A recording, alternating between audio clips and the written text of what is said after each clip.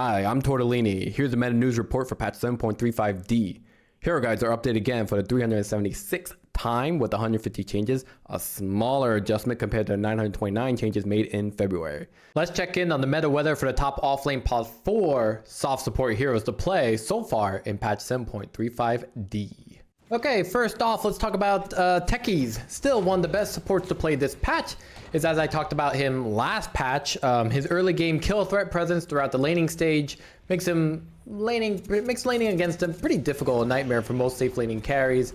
He's a natural mid-game aura carrier with Guardian Greaves, giving him a lot of popularity this patch and kind of disrupting carries desperate for farm, and he kind of adds tempo to a lineup that is seeking proactivity to then take objectives. This part's pretty sick right here.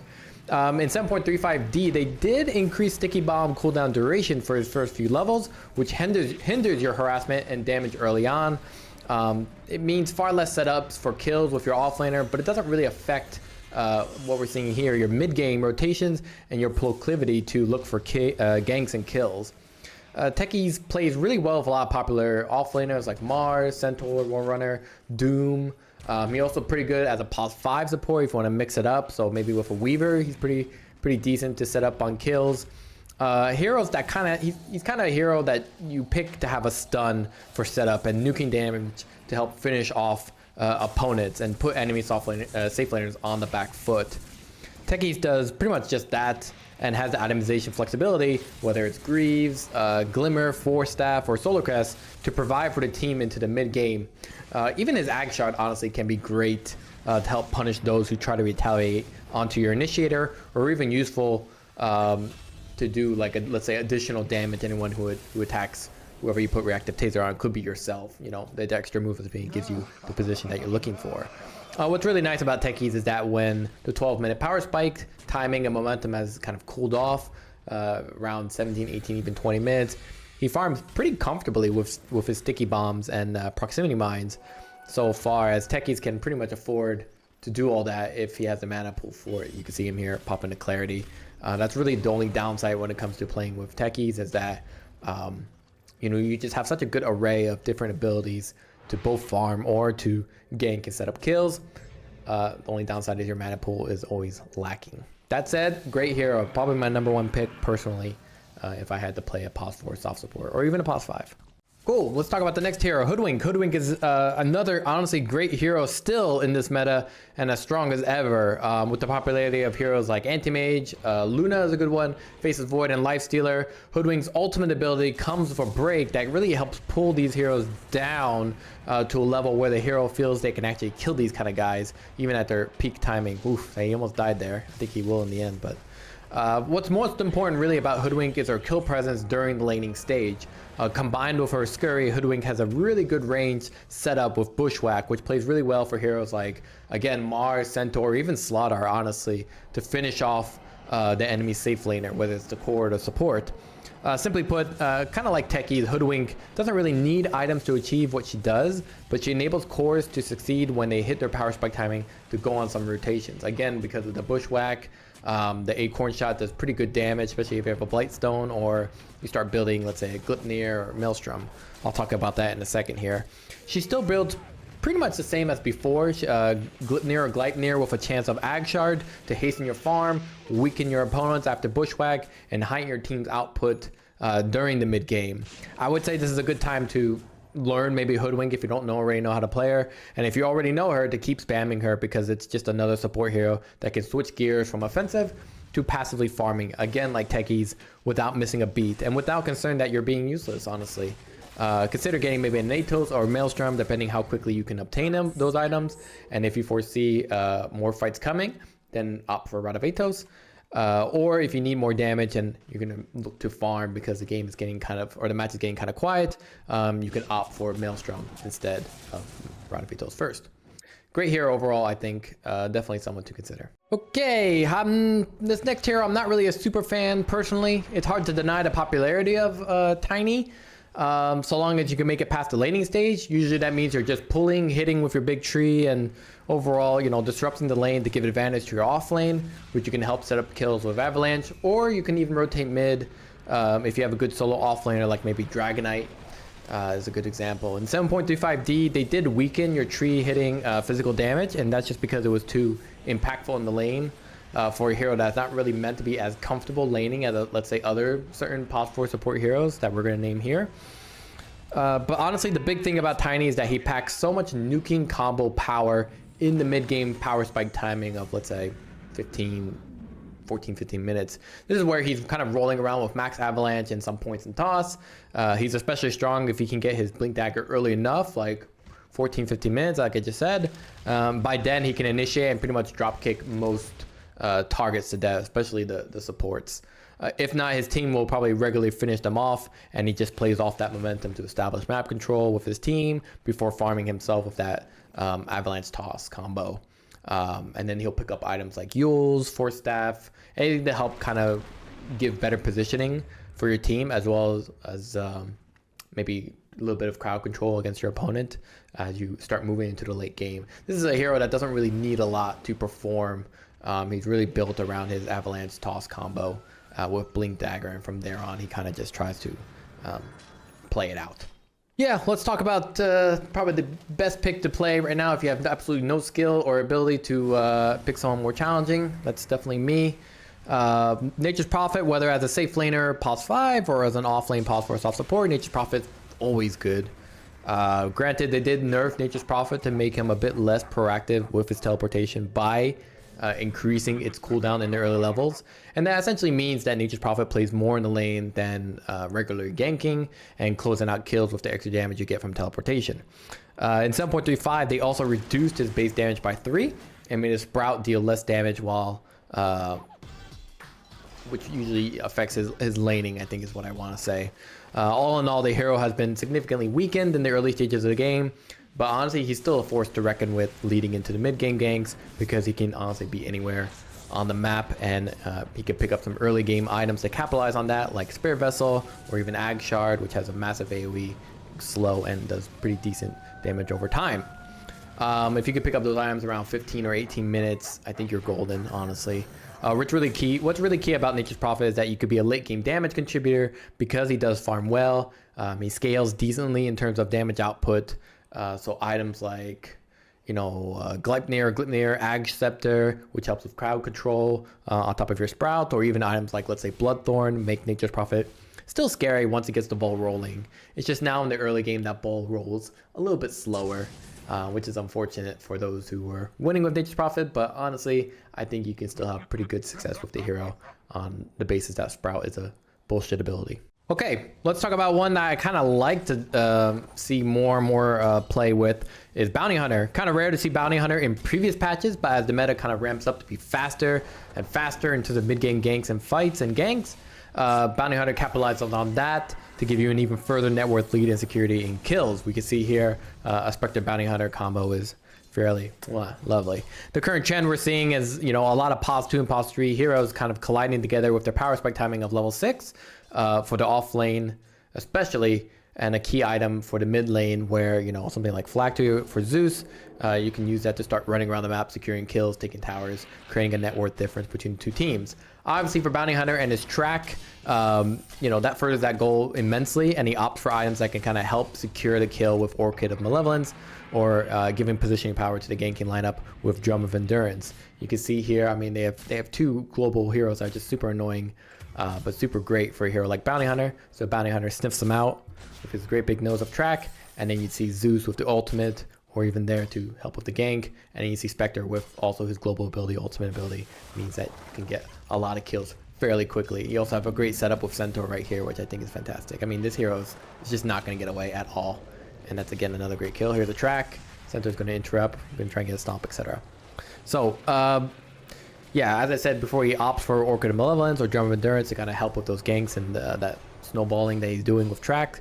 Bounty Hunter is only really useful from the early to mid game, so when a meta emphasizes that period, it's natural we see more and more popularity in picking and playing Bounty Hunter. What's really nice about Bounty Hunter, and the next hero I'm going to talk about as well, is that they can kind of I wouldn't say waste their time, but they can kind of go into the jungle, especially these edge jungles that you see here, interrupt the farmers like, Luna, like Gyrocopter you saw before, even Slark, get them on the back foot, get them feeling uneasy, get them feeling like, you know, I can't safely farm up my necessary items to hit that, you know, late game, mid game power timing where I just want to start pushing and ending the game. So having a hero like, you know, Bounty Hunter, and then having, let's say, global heroes like Nature's Prophet or Spirit Breaker or Spectre or Zeus helps kind of keep that momentum going, keep that pressure on the enemy team, keep the focus on defending against the Bounty Hunter and his roaming around for track kills, as opposed to dealing with, you know, being more defensive against, let's say, the enemy team's draft of looking for kills. So that's ultimately the point. The point is always to keep the focus on the enemy team and not so much on your team, and keeping that momentum on kills going as well. That was a lot of rambling. Cool, let's talk about another hero that's kind of similar to Bounty Hunter. Nyx Assassin really predicates on that early game ganks and power spike timings to establish a lead for him and his team. Once again, you're going to kind of see him gank here, similar to how you see Bounty Hunter gank, right? He sniffs out for a kill, looks for those kind of AFK farmers, gets the key opportunity to kind of nuke them down quickly before they can respond. I think I'm talking a little bit past my own script here, but nonetheless, what helps him set it apart is not only his ability to kind of catch and kill enemies before they can even react, but he's more than capable of regularly ganking on his own in places where they don't have vision, like you just saw in Triangle here. I'm sure they're begging for vision now. Late game, this becomes a lot harder kind of to pull off for Nyx Assassin, but more importantly, Nyx kind of plays usually on the back line and relies on his impale to set up damage for his team. So really, you got to take advantage of your early game with Nyx Assassin to snag some kills, start snowballing with levels in your Dagon, and once that starts to fall off, shift direction in your itemization that plays more about setting up and interrupting enemies during late game team fights. I think what's really important for Nyx Assassin players is understanding that, yeah, you know, you might be able to get off kills without the Dagon, and you know, you can even start setting up kills, let's say, with your offlaner. In this one, I think it's with Omni Knight. But once you start to realize that you're not really able to finish off opponents, or more importantly, that you're starting to see that your Dagon timing is coming quite honestly late, maybe you should reconsider on just, you know, snuffing out some little bit of farm so you can get that Dagon at a reasonable time, because then you really know you're going to start snowballing with your Vendetta, with your Dagon timing, etc. So definitely try and find a balance between being proactive when you hit that level 6 to help your team out to get kills, and focusing on when you should be getting Dagon. Because I mean, look at this. That sucks. I mean, that's as a Luna player, if you get a farm and all you do is get completely, you know, shot in the head because of this freaking Dagon Nyx Assassin, that sucks ass. And that only works when you have the appropriate timing to get Dagon early enough so that, let's say, a player like Luna doesn't have too high of levels and thus has too much health to survive your combo. Okay, let's talk about a hero that I personally don't like, but it's pretty popular this patch, Rubick. You're going to see in the upcoming fight here that, you know, Rubick is kind of always on the sideline looking for a kill, looking for, you know, a way to be omnipresent in fights. A lot of great mid and offlane heroes have abilities that Rubick just loves to steal, right? Centaur's Stampede, Puck's Dream Coil, Kunkka's Ghost Ship, or any of Invoker's abilities. I mean, these just all make Rubick all the more pervasive and influential during fights. Rubick honestly just needs very little throughout the game, but is always kind of present in these fights and these ganks, given his regular rotation of spells. I mean, you can see here, he's there. He's doing a lot of value, despite the fact that he's not really that implicated in the engagement outside of, you know, just regularly stealing spells and then dealing them right back. He's usually actually maxing out Fade Bolt and Arcane Supremacy, which gives him kind of a huge spell range and amplification for the spells that he does steal. And it helps him kind of beat out a lot of other, let's say, support heroes that you might be thinking of, like, let's say, a Lion or even a Shadow Shaman. I mean, these heroes against a Rubick usually lose, and usually it's in Rubick's favor because of that Arcane Supremacy, hence the name, I guess. What makes it really annoying is that Rubick even has more range after he picks up the Aether Lens way down the road after, let's say, a Blink Dagger, or let's say even a Shard. I'm not sure if he still picks up Shard or not. I would say pick up Rubick if you know what you're doing and you have an offlaner that can do a lot of work during the laning stage. In this particular game, it's an offlane, I think, Monkey King. So Monkey King obviously has a lot of crowd control, both of his long range stun as well as crit damage effect, as well as having a superior attack range versus, let's say, the Slark. And then here he gets the initiation with the jump slow. So for Rubick, there's not that much pressure for him to kind of initiate or to kind of affect the lane so much as just having good follow through with a Monkey King. Rubick early on doesn't really have a lot during the laning stage, except for like level 1 telekinesis, which can be good for displacing or catching out enemy Safelaners who are out of position. But I would say we mostly see Rubick as a damage dealer to help finish enemies off. But more importantly, it's a hero that can punish lineups that really rely or center around their abilities, right? Really center around, let's say, initiation from, like, let's say, a Puck, or you know, a Zeus ultimate, or even Zeus lightning bolts. A lot of these key item timings and abilities really play towards Rubick as kind of a counter initiation, or even a hero that can kind of flip the board when it comes to ganks or team fights. Cool. Let's talk about upcoming trends. Here are a couple of heroes I think are becoming maybe more popular and meta viable as the patch develops. Definitely keep on the lookout for them and how they start to fit into the patch 7.35D. For these two heroes I'm about to talk about, they are really not played that much. However, they do have a very successful win rate, and we're seeing them played a little bit more and more as this patch becomes the norm before the big Crownfall patch. Spirit Breaker is the hero I want to talk about. Obviously, Spirit Breaker as a pause 3 is fantastic. Spirit Breaker as a pause 4, we're seeing a resurgence of and definitely making waves at 8k MMR, mostly revolving around initiating ganks with Jump of Endurance into Shadow Blade with max Charge of Darkness. If you can get past kind of that laning stage with the hero, it's kind of smooth sailing during the power spike timing when everyone's looking for kills. This is a global hero, so you know, we talked about global heroes that play well with, let's say, Bounty Hunter, let's say Nyx Assassin, or even Nature's Prophet, Spectre, Zeus, right? Spirit Breaker's right up there in terms of global heroes that can kind of follow through on ganks and follow through on those power spike timings. Especially true, as I talked about, if Nature's Prophet is a pause 5 or you are a pause 4 and you just follow through wherever Nature's Prophet is. In this case, you're against Nature's Prophet, but nonetheless you have a slot that can help you get vision, which means you can charge quite nicely. Okay, Earthshaker. Last one. Similar to Tiny, you're kind of floating around during the laning stage, pulling and do whatever you can to kind of annoy the enemy Safelaners, only to then pick up a 13 or 16 minute Blink Dagger, and then you start sniffing around for kills. You're about to see a pretty nice one here. It's pretty much just crowd control and positioning. I mean, I think most people know how to play Earthshaker, know what to expect with the hero. As long as you get your Blink Dagger at a decent time, everything else is just fantastic. The hero has great stopping power for a lot of jumpy enemies that you start ganking. So I think, honestly, Earthshaker has always just been kind of a good hero. It's just now with, you know, we're seeing a lot of fights happen at, you know, 14, 15, 16, 17 minutes. When he picks up a Blink Dagger, means that there's a lot of emphasis on heroes like Earthshaker, like, let's say, Tiny, to kind of have this power spike nuking damage. It also kind of helps a lot that you can farm pretty decent post mid game with your enchant totem into Aftershock to build up, let's say, follow through items like Ag Shard, Aether Lens, Octarine Core, even Refresher Orb. I honestly think the hero gets weaker post mid game, so into the late game when all the heroes start becoming tankier and tankier. But on the flip side, I also think that it's not so much that you'll have more output damage, but you're just more reliant on being kind of a backliner crowd control hero, kind of like what we talked about with Nyx Assassin with the Impale. But yeah, definitely a hero that isn't being played as much as, let's say, the other 7 I named before, excluding Spirit Breaker, but definitely a hero that you can see here has pretty good setup, good follow through, good damage, good stuns in the mid game. Alrighty, well, that's it for me. I'm Torte Lini. Stay tuned next week for Safelane Pause 5 supports, and check out my Torte Lini 2 channel. Just put out a Sniper Ag Scepter mid video up that might be of interest.